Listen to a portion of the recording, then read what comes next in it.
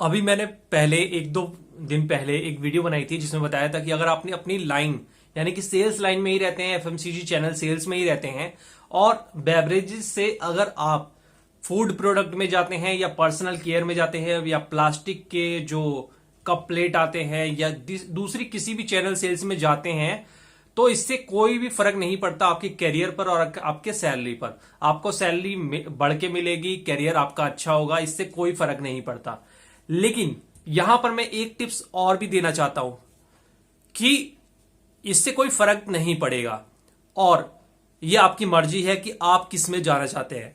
लेकिन अगर आप नए हैं, फ्रेशर हैं, एक दो साल एक्सपीरियंस हुआ है, अभी आपको छोटी छोटी कंपनियों का एक्सपीरियंस हो रहा है, तो शुरुआत के 5 सालों के अंदर आप कई सारी डिफरेंट डिफरेंट कंपनी मतलब डिफरेंट डिफरेंट प्रोडक्ट के साथ अगर वर्किंग करेंगे तो आपको नंबर ऑफ डिस्ट्रीब्यूटर की नॉलेज बहुत ज्यादा हो जाएगी उस एरिया में। डिफरेंट डिफरेंट टाइप के डिस्ट्रीब्यूटर, साथ ही डिफरेंट डिफरेंट टाइप की दुकानों का एक्सपीरियंस हो जाएगा और उनका जो मार्जिन होता है, उनके कॉम्पिटिटर होते हैं, कहां पर वो यूज होता है, कैसे वो बिकता है, बहुत सारे ट्रिक्स आपको पता चल जाएंगे।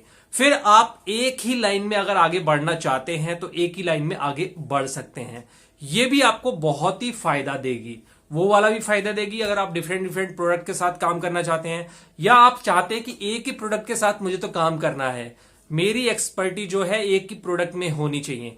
तो शुरुआत के 3 से 4 साल 5 साल आप डिफरेंट डिफरेंट प्रोडक्ट कैटेगरी के साथ वर्क कीजिए। मेरी मान के चलिए, अगर आप एक हाई पोस्ट पर जाना चाहते हैं भविष्य में तो आपको ये जरूर करना चाहिए 4 से 5 साल डिफरेंट डिफरेंट, जैसे 1.5-2 साल आपने फूड में करा, फिर आप बेवरेजेस में कर लीजिए, फिर आप कॉस्मेटिक में कर लीजिए, पर्सनल केयर प्रोडक्ट में कर लीजिए।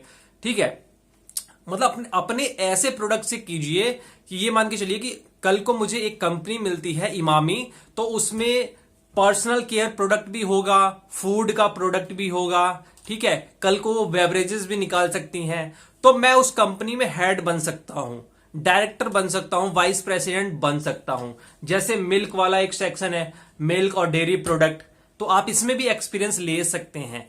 तो शुरुआत के अगर आप चाहते हैं कि एक ही लाइन में रहो तो मैं ये कहूंगा कि शुरू से लेके 3-4 सालों तक ऐसे आप डिफरेंट डिफरेंट कैटेगरी में वर्क कीजिए। इससे आपको डिफरेंट एरिया के बारे में नॉलेज होगी, डिफरेंट प्रोडक्ट के बारे में नॉलेज होगी और उनके सेल्स के अलग अलग तरीकों के बारे में नॉलेज होगी। साथ ही नंबर ऑफ डिस्ट्रीब्यूटर की आपकी जान पहचान बहुत हो जाएगी, मार्केट में आपको बहुत जान पहचान हो जाएगी।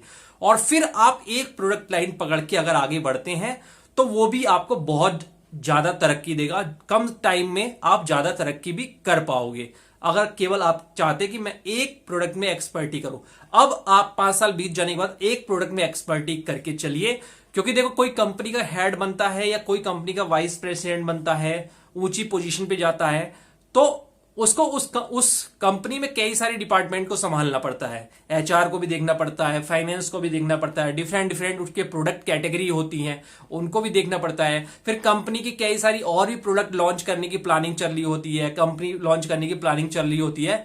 तो ऊपर लेवल पर आपको ये इंफॉर्मेशन बहुत काम आने वाली है। और कई लोग कहेंगे यार वाइस प्रेसिडेंट के बारे में कौन सोचेगा, मुझे नहीं बनना, मुझे तो बस आरएसएम बनना है। तो मैं आपको बताता हूं कि कोई किसी भी लाइन में रहिए तो उसका जो टॉप लेवल है ना उसके बारे में सोच के चलना चाहिए, तभी आप जल्दी से तरक्की करेंगे।